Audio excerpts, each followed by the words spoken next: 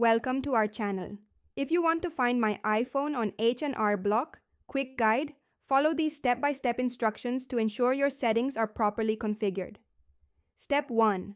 Open the application or website on your device. Make sure you are logged in with your account credentials to access all settings and features. Step 2.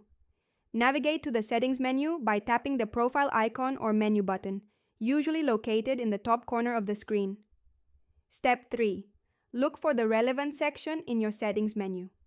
This may be under Privacy, Security, Preferences, or Account Settings depending on the platform. Step 4.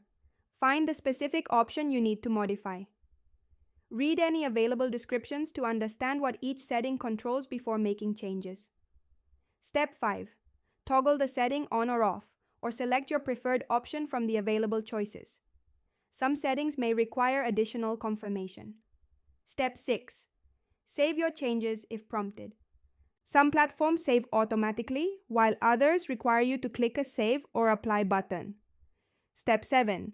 Verify that your changes have taken effect by checking the setting status or testing the functionality you just modified. Step 8.